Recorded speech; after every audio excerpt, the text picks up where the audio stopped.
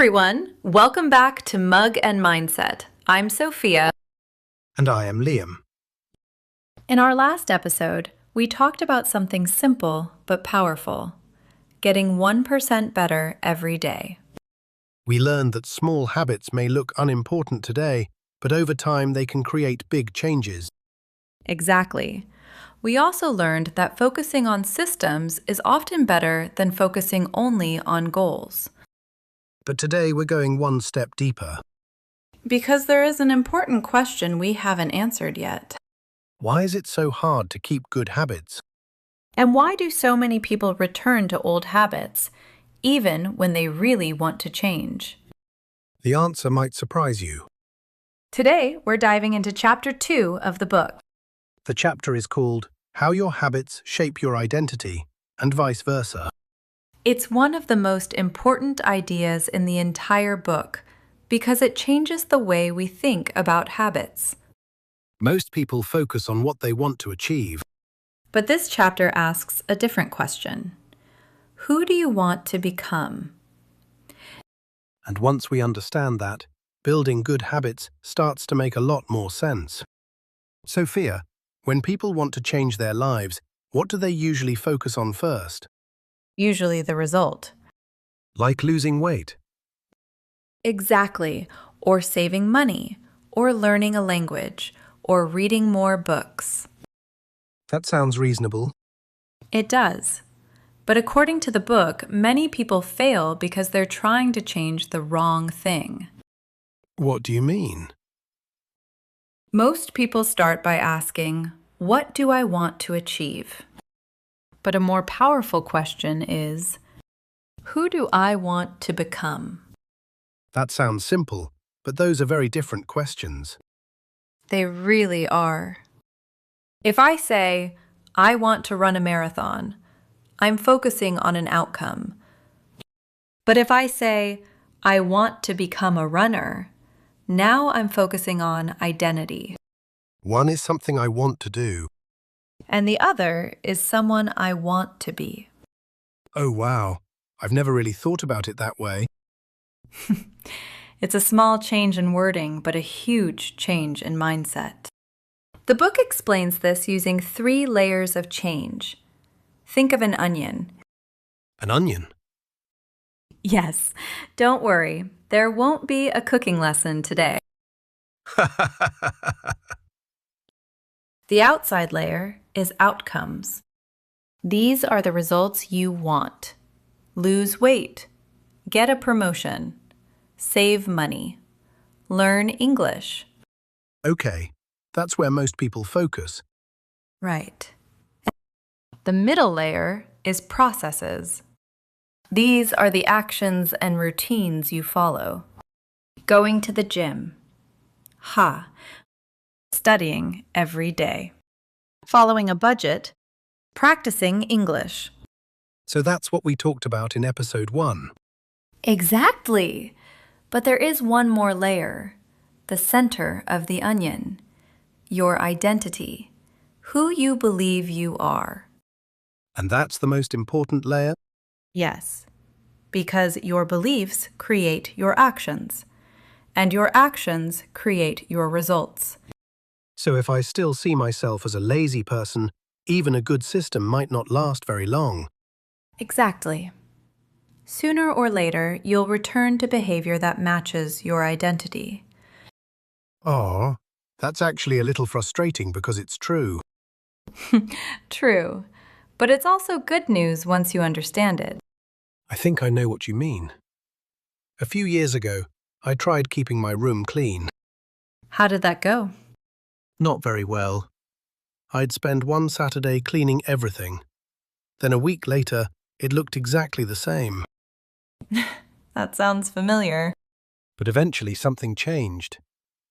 I stopped telling myself, I need to clean my room. Instead, I started thinking, I am an organized person. Interesting. And suddenly, picking up my clothes or putting things away felt normal. Because your identity changed. Exactly. The task didn't change, but the way I saw myself did. Sometimes our brains are funny like that.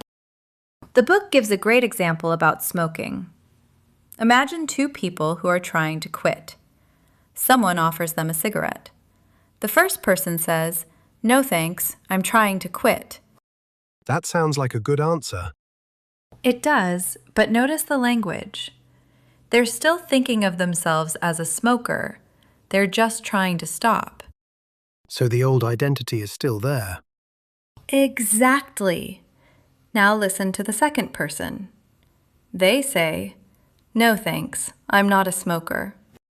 That's a completely different answer. Yes, the second person isn't fighting their identity. Their identity has already changed. They're not giving something up. They're protecting who they are. That's powerful. Because people naturally act in ways that match their identity. Exactly. A vegetarian doesn't wake up every morning and decide whether to eat meat. A vegetarian simply doesn't eat meat. That's who they are. There was another story I really liked. The one about Brian Clark. Me too. For years, Brian had a habit of chewing his fingernails. He tried using willpower. He tried forcing himself to stop. But nothing worked. That's how many habits feel. Exactly. Then, one day, he scheduled a manicure. His nails looked neat and healthy. For the first time, he felt proud of them. And once he felt proud, everything changed. Yes, because now he saw himself differently. He became someone who takes care of his appearance, someone who respects his hands. So chewing his nails no longer matched his identity. Right. The habit became harder because it no longer fit the person he believed he was. One of my favorite ideas in this chapter is the idea of voting. Mine too. The book says every action is a vote for the type of person you want to become. I love that. If you read one page today, you're voting to become a reader.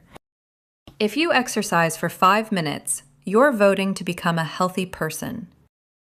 If you save a little money, you're voting to become someone who manages money wisely. The important thing is that one vote doesn't decide everything. Exactly. One workout doesn't make you an athlete. One healthy meal doesn't make you healthy. But hundreds of small votes start building evidence. Evidence that supports your new identity. That's right. You don't have to be perfect. You simply need enough votes going in the right direction. Before we continue, let's do our quick vocabulary break. Good idea. We've used a few words that might be new for some listeners. Okay, Sophia, let's start with a big one. What exactly does identity mean? Identity is simply how you see yourself. It's the type of person you believe you are. For example, if you think, "I am a reader," that's part of your identity. So, identity isn't just your name or where you're from. Exactly. It's also the beliefs you have about yourself. Got it. What about outcome? We mentioned that word several times. An outcome is the result you want. If you study hard and pass an exam, passing the exam is the outcome. Okay, that one's easy. How about consistent? I hear that word a lot. Consistent means doing something regularly, even when you don't feel like it. For example, if you walk for 20 minutes every day, you're being consistent. So it's not about being perfect. It's about showing up again and again. Exactly. Here's another one. What does reliable mean? A reliable person is someone people can trust. If you say you'll do something and you actually do it, people see you as reliable.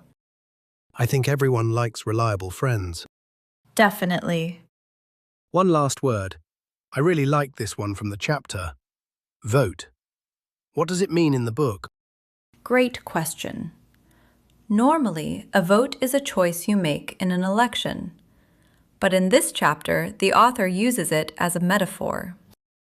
Every time you perform a good habit, you're casting a vote for the person you want to become. So every workout is a vote for becoming a healthy person. Exactly. Every page you read is a vote for becoming a reader. Every small action matters. Well, I think I need to cast a few more votes this week. Me too. Okay, vocabulary break over. Let's get back to the chapter. So, Sophia, how do we actually change our identity? The book gives a simple two-step process. Step 1. Decide who you want to become. And step 2? Prove it to yourself with small actions. So, if I want to become healthier, I don't start with losing 20 pounds. Exactly! Start by becoming the kind of person who takes care of their health. That feels much less stressful.